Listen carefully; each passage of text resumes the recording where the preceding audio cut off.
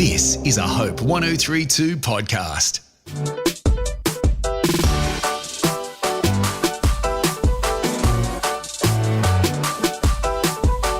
Hello, welcome to Undistracted. I'm your host, Laura Bennett, and this is the podcast where we learn from our guests how to be better at building our lives with intention around our passions, our purpose, and dealing with some of the stuff that gets in the way of it. You can subscribe wherever you're listening. You can find video versions of many of these episodes on the Hope 1032 YouTube channel.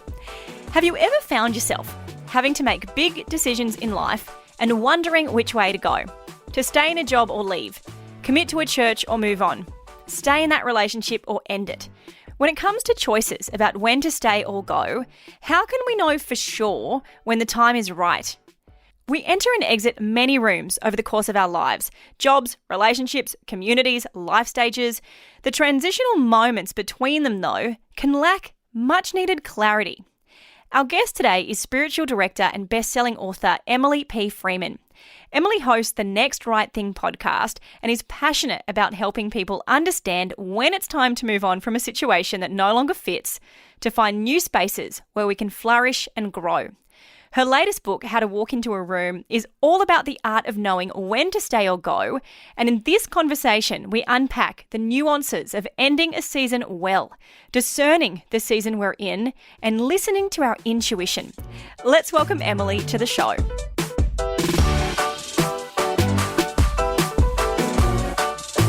Oh, I'm so glad to be here with you. When we're coming into that kind of season of life where transition is in front of us, what's the headspace you feel like we need to approach that from? It's an excellent question because I think so many times when we are entering into a transitional time, or what I think of as a threshold between two different rooms or between two ideas or spaces, I think sometimes there's a lot of emotion that can get stirred up. There's a lot of sometimes nostalgia, sometimes betrayal, depending on the ending, and sometimes just a lot of trepidation about moving forward into something that we're not really sure what's going to happen next. And so I do think that it's really important to, number one, at least notice that, like notice where I'm at in my heart, in my mind, in my body. But then also to move forward with care, move forward slowly and with a lot of grace for yourself. When did you become fascinated with looking into this kind of conversation, this sort of experience especially? You know, it was when I had a really big decision to make in my own life. And it was one of those decisions where it wasn't like between something that was fully right or fully wrong. It wasn't, if the decision was between something like that, it's almost like, well, it's easy. Like we choose the right thing and avoid the wrong thing. But those are not the decisions that give us trouble. And so this was a particular time in my life where I was aware of an opportunity that I had that I could walk forward to and do with joy, or I could stay where I was, and that would have been fine too. And I recognized, I got kind of meta about it because I recognized that, yes, I was carrying the decision, but I was also almost observing myself as I was carrying this decision and seeing how open I was to advice, to the ideas of other people, to in prayer, in my own life. And I was like a sponge taking in all the data points that I could in a way that when I'm not in the midst of trying to make a decision, I'm just not aware. I'm not paying as close of attention. And I became deeply fascinated with that decision-making process. And so let's before we jump into some of those choices you had to make, let's really establish for people this concept of the rooms that we walk into, because you're not, from my reading, you're not talking about necessarily, the energy or the personality we bring into the rooms we occupy, but really these kind of spaces where we've got choices to make and almost the sort of the way our lives are broken down into different areas. I imagine that if all of life was a house, and I think we all can imagine, what a house would be like, we imagine that every different room in that house could sort of represent different experiences, different commitments or obligations that we have, and places where, in some of those rooms, we feel like we deeply belong, like this is my space and these are my people. In other spaces, maybe it's a job, vocation, a commitment at your school, maybe you're a student, maybe you're a teacher, whatever it is, there might be spaces where you've been in for a long time and maybe you're starting to sense it's time to make a change. And then there are other rooms in our lives where we have been in it for a second and we're like, this was not for me. And there's really no decision that needs to be made. We just step right out into the hallway. And so that's sort of the metaphor that I carry throughout this conversation is if life were a house, then what do we do when there are rooms where we feel like maybe we're starting to make a change or maybe we feel like we no longer belong? How do we begin to make our decisions or to discern if the time is right or if we should give it a little bit more time and what do we pay attention to in that process? And the room that you bring a specific attention to in your book is one that many of our listeners may identify with, that of your church, that of your faith, this kind of space that in the way you describe it, you did feel such a sense of belonging and then things kind of shifted for you. When it's such a core thing like that, a lot of us, our faith or our beliefs about God, our church community will be so connected to identity. When it's something like that you're feeling such a sense of disconnection from perhaps or belonging, how does that affect us, maybe in different ways to like a job that we're not liking anymore, a friendship group that we might not feel connected to, when it's the core thing of your faith and belief in God, how does that sit with you? Well, I appreciate the way you framed that question because I do think there are particular spaces, and for me, it was my own faith community, where not only is it a place that I loved and that we enjoyed and that, was important in our life, but it also was deeply connected to our identity. And when we find ourselves in spaces like that, the stakes are really high when you start to have questions. And so while I think it's so important for us to be honest about the spaces that we're in and how they're impacting our lives and how where we think we can contribute, I also recognize how scary it can be to start to pull at the threads of belonging because you wonder, like, if I start pulling at this thread, is everything going to fall apart? And that's especially true if this is a space that you have helped to build. If this was something that you deeply longed for a really long time and you finally got it. And then it's like, whoa, I don't want to turn on the lights in this room too brightly because I might start to see some things in the corners that make me uncomfortable or that just aren't a good fit anymore. So I want to recognize, I think it's important to ask those questions, but also I have a lot of compassion for those of us who are in that space because it's really, really hard. Yeah, and I think you do sum up really well the dilemma for people when you have questions you might want to ask, but you do realize, like you say, pulling on this thread could do something to me that I don't think I'm ready for, Yeah, absolutely. And I think that's where I would say take it slow. Like there are some decisions that we have to make really fast, but a lot of the ones, especially ones like we're talking about here, usually we have some time. And I would say take all the time that you can possibly get because, our bodies sometimes know first whether or not something is off. And it shows up in things like you might get headaches, you might have some sleepless nights, you might feel some anxiety in your body when you show up in this space that you're starting to have questions about. But a lot of times our minds and our hearts take a little bit more time to put language to our bodily experience. And so give yourself that time and refuse to shame yourself for however long it might take. I think that's really important to offer yourself grace in that. So let's talk about some of the things that people may become aware of that make them start to think, oh, I don't know if I fit in this room. So the idea of, the things that you became aware of, whether it was these little sort of red flags, orange flags, what were the things that you started to take note of that you said, I don't know if I fit in this room in my life anymore?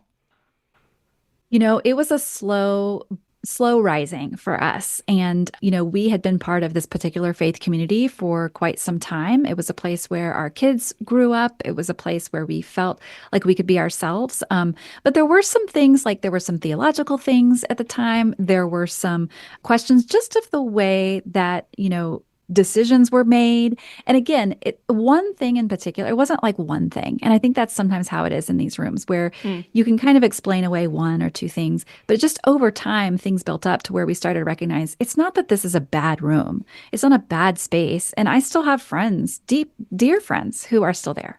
But for us and kind of what was happening in our own family and what we saw happening in the world and the way that we kind of wanted to contribute to the conversation that was happening at the time, we felt like the current faith community that we were part of just was not going to be the place where we were going to be able to do that. But some of the questions that we asked ourselves, and I think anyone can ask yourself this question about any room that you're in. One question was, did we choose this room or did it choose us? And just kind of asking yourself that. Some rooms chose us, meaning I was born here and I've just never left. Yeah. I wasn't an adult decision. It was like a kid thing. I came along with my family. But if you start to question, like, well, if I didn't choose it, then what's true now of me that might make my choice different? And am I free to make that choice? If you did choose it, you could say, well, have circumstances changed either in me or in the room since I made the choice in the first place? So that's one question you can ask. Another one could be, who's in the room now? Who's already left the space and who's walking in, and thinking about who's welcome here, who feels at home here, who has the power in the room, what do they do when their power is threatened? Do I have agency to make a change here? Maybe this is someplace I really want to stay and have an impact on what happens here. Or maybe that's not my role and I need to thank this space for what it had to offer me and I need to move on with my life. When you break down, who has power in a particular space, where the room for influence is, it's under this framework of the idea that all the rooms we're in have a script. Like, let's think of this through the lens of work for a moment. When you walk into a particular organization, there is a framework of who's in leadership, what kind of culture is created, what kind of relationships we cultivate between colleagues and the friendliness of that, the certain energy of that, etc. If you're somebody who's in an environment where you think, I don't know if I have the ability to shape this culture in the ways that I would like it to sort of be, or I don't really feel like I have agency, is that a room that you like stay in and press into further to make those changes? Or is there a kind of conversation to be had where you let it go because you think, well, this isn't actually something I've got the influence to change? I'll give you a very clever answer, which is it depends. And I think it's an excellent discernment question, because if there was one answer for that, we would all just do it. But the person who's finding themselves in that space, and I've been there, and I'm sure many of us have, I think that I would call that a yellow flag. And what the yellow flag says to us is slow down, pay attention, and be brutally honest about your true agency here. Because sometimes we might say, well, I don't have agency to make a change because it feels hard. It's like you actually do have the agency, but it's going to take time and you're going to have difficult conversations. So that's one piece. But on the other hand, there are some rooms that we find ourselves in where the culture that's created is just rock solid and there's no getting into it.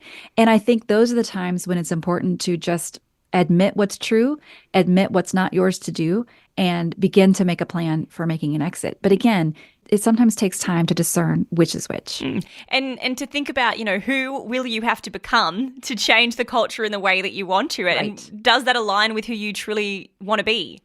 One of the questions that have been most helpful for me when I've been in this very space is asking myself, if the people who knew me the best showed up in this space like a fly on the wall and saw me here, they saw the way I moved, the way I talked, the questions I did and did not ask, would they recognize me? Or would they have a lot of questions for me after the fact? Am I able to be myself in this space, the self that other people know and love? Or am I having to change or muffle or hold back in such a way that I'm no longer even showing up as me? And there's something to be said here for learning how to listen to your own intuition or your own discernment, as the way we've framed it. If you're not somebody who feels like you're good at that, or that you even, understand really what discernment is, how to judge right and wrong in a certain moment, what would your guidance for that sort of person be? How do we get better at our own intuition? How do we get better at listening to what our discernment might be telling us to do? Oh, it's so tricky to learn to trust ourselves if we have grown up in an environment where we have not been encouraged to do so. There's a poet and theologian named Padre Gotuma who says, we might know more than we know we know.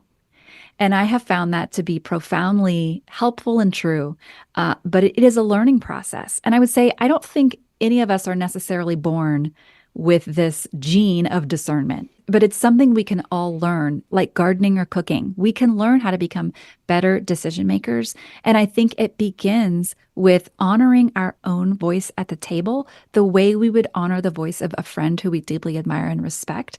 It's not to the exclusion of every other voice. We're not more important than others, but we are as important as others. And I think that's where it starts. Is our own voice always right, though? I feel like thinking in my own mind, you can sometimes feel so, it can feel so, as you've said, like a little muffled, a little chaotic even maybe. And I'm wondering, what is influencing my thinking here? As much as we want to trust ourselves, are we always trustworthy? No, I don't think we are. But I think there are some of us who discount ourselves automatically because it comes from us. And so that's the person who I think deeply needs to hear, you might know more than you know, and to give yourself a shot at being right sometimes. And here's what I would also say. It's not always about whether or not I'm getting this exactly right. Hmm. And I think we can get really hung up on, can I trust myself? I can't trust myself because I made a wrong choice in the past. Well, you're a person though, and you making that wrong, quote unquote, wrong choice in the past shaped you into becoming someone. And I think sometimes I'm learning as I grow in this to become more invested in the person who I'm becoming as I make my decisions than I am even necessarily in the particular decisions that I make. So it's about the lesson learned in the process of coming to a decision more than what the outcome might be.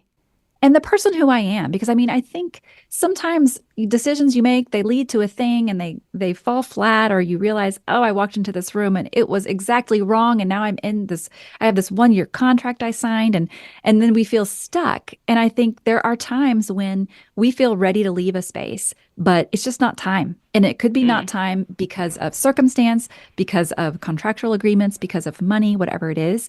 And that's an opportunity for us to cultivate patience, because there are other times when it is time to go. Like it's time to leave this room and everyone knows it, but you do not feel ready. It's the opposite.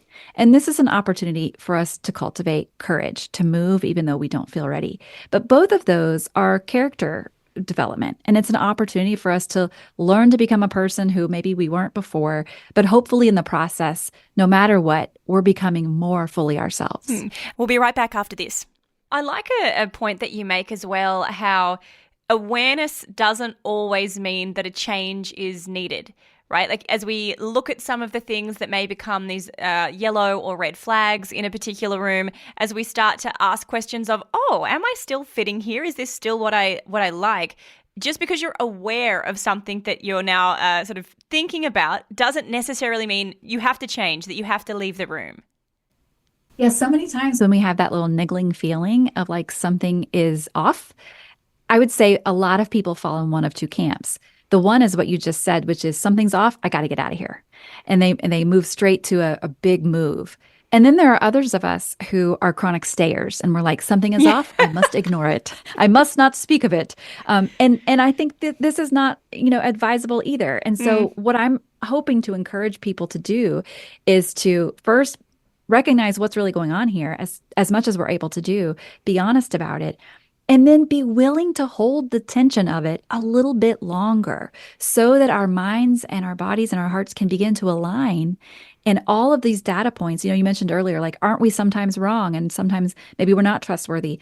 That's true. But I think something in us is telling us a truth. It might not be a fact, but there is something that is true about our experience. And the longer we give ourselves to make those choices, the more all of those different data points can line up and hopefully offer some sort of next right step. And one of the things that can make it a little bit difficult, I think, in decision-making windows is that we often celebrate, and I am speaking from my own experience, my own observations, but we do tend to celebrate people who stick through the hard times to arrive at, the outcome on the other side. That if you can be somebody who has the loyalty to stay maybe with a level of allegiance to a certain room, a certain group of people, and kind of push through, we celebrate that a whole lot more than the person who's seen as a quote-unquote quitter and who steps out, who leaves and doesn't kind of remain in the journey. I think that is something so difficult because it's almost like, from my readings, that people's loyalty can get in the way of them making positive transition, because it's like, how do we decide whether we're the person who stays through or we're the person who goes, hey, we actually need to step out. This is not the journey, the battle that we need to fight. Like, what do you do in those kind of sort of moments, would you say?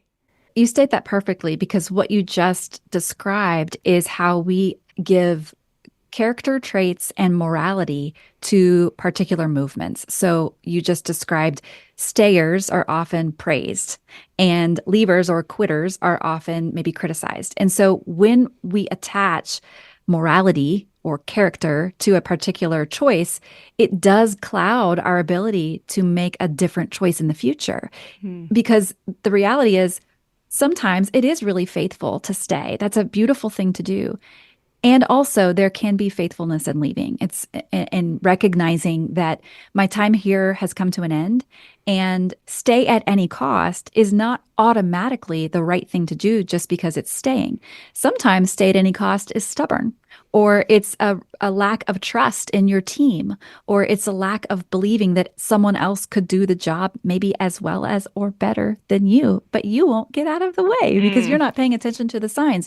So there are plenty of circumstances where both staying or leaving could be terrible or could be amazing. But I think you're exactly right that we cut off the discernment process when we're clouded by the narratives that we have about staying or leaving, which, depending on our social location, our family of origin, those are all things that inform those narratives that we have.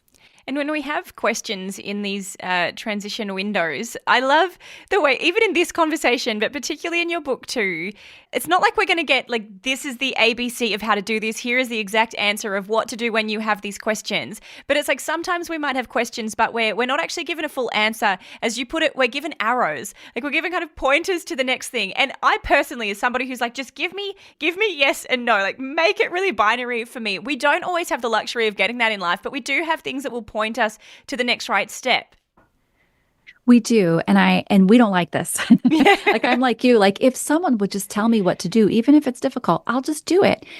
But in a way, there's something about that that's kind of outsourcing our confidence to something else, a process, a system, somebody else who can tell us what to do. And I understand the desire to do that. I have that same desire.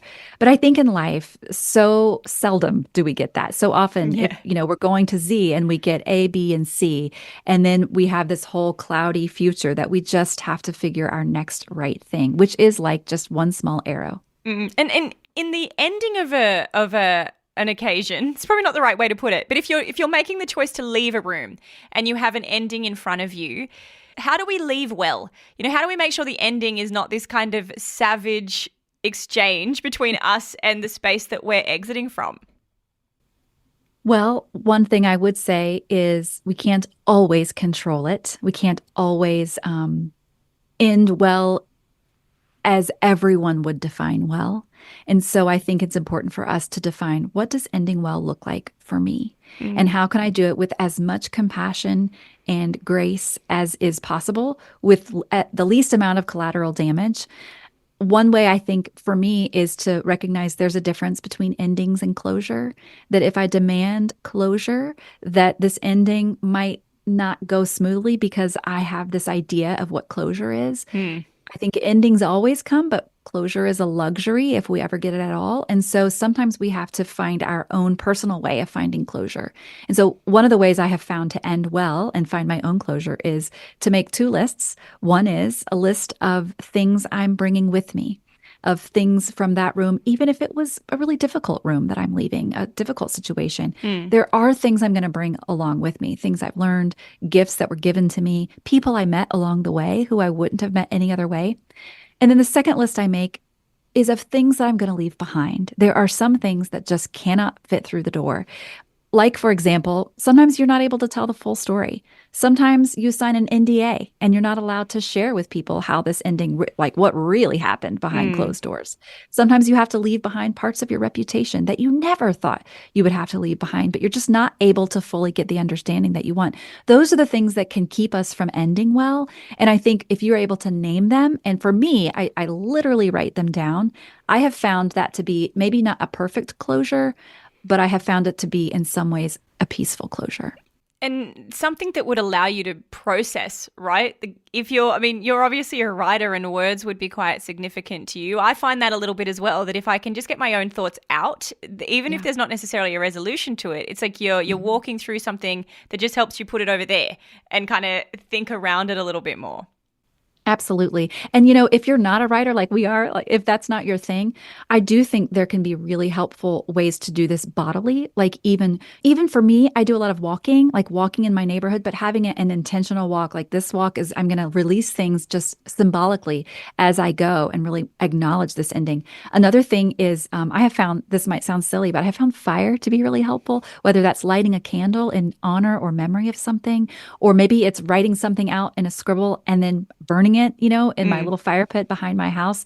Small things can have a big impact when especially we find that we didn't get the closure or the communal closure that we wanted. Sometimes we have to find small ways to make the closure that we need. And the learning process of what kind of closure methods suit you and that sort of side of things too is also part of the process that you speak about, the journey that you speak about, and the metaphor of a home and the fire that may burn parts of it up or that might, force us out in some ways, force us to open the windows and get some fresh air in. It's really a beautiful way that you are talking about everything that you need to in your book. And I particularly like the way you talk about the hallways, that space between rooms where the door to a room might still be open, but you're kind of standing outside of it and you haven't yet walked down the hall into that next room necessarily.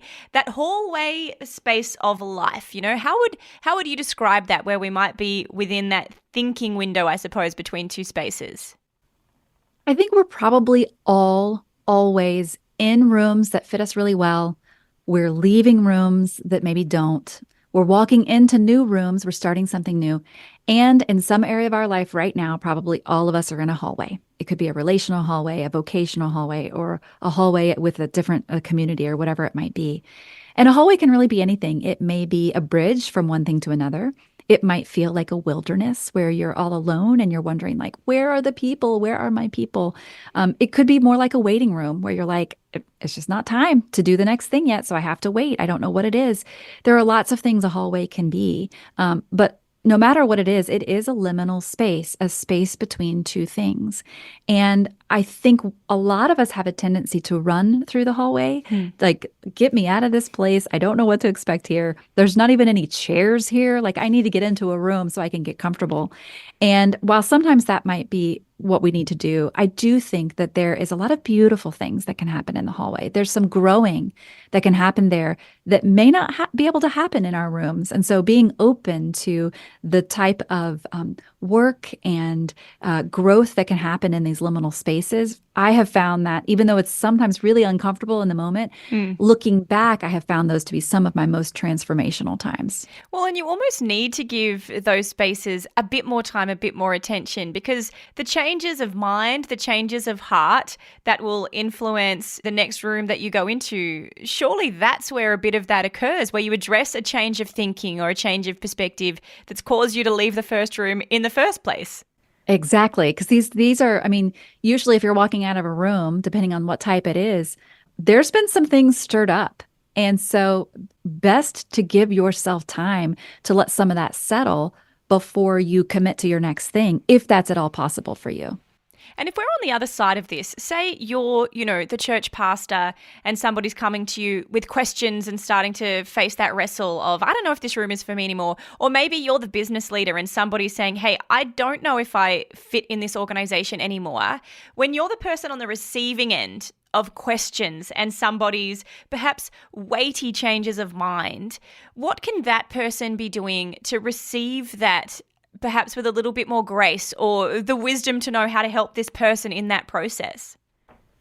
It is so difficult to be on the receiving end of hearing someone processing whether or not it's time for them to leave.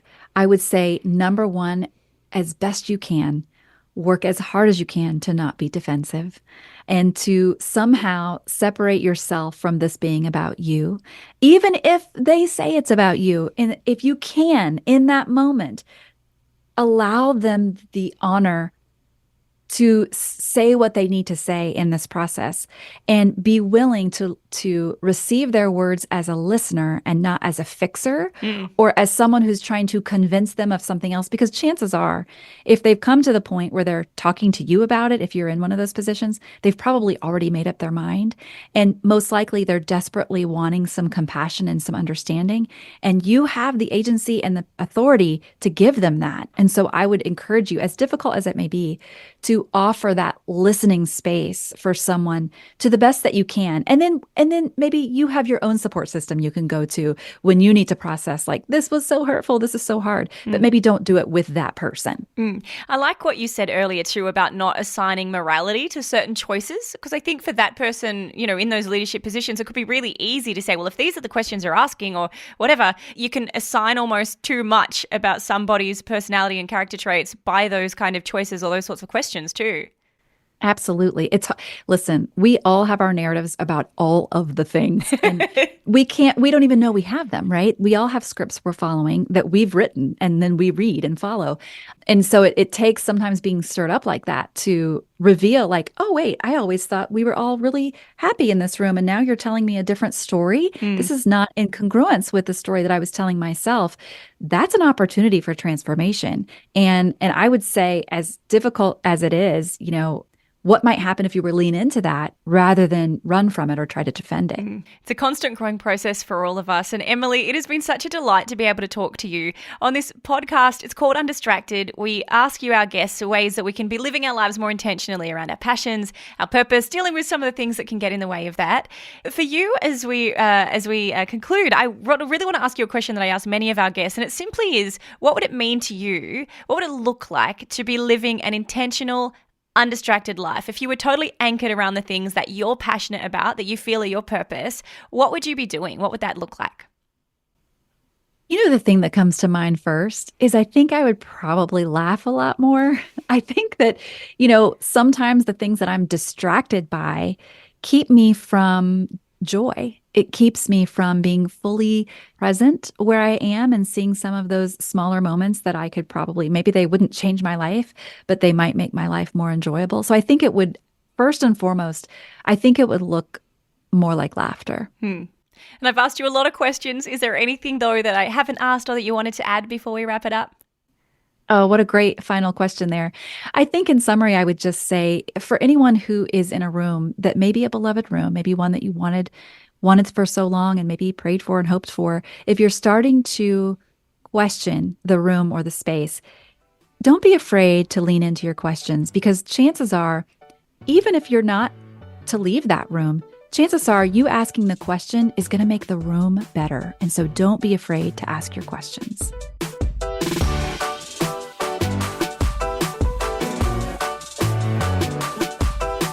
Thanks for listening to this episode of Undistracted. I'd love to hear from you. What stood out to you about Emily's thoughts?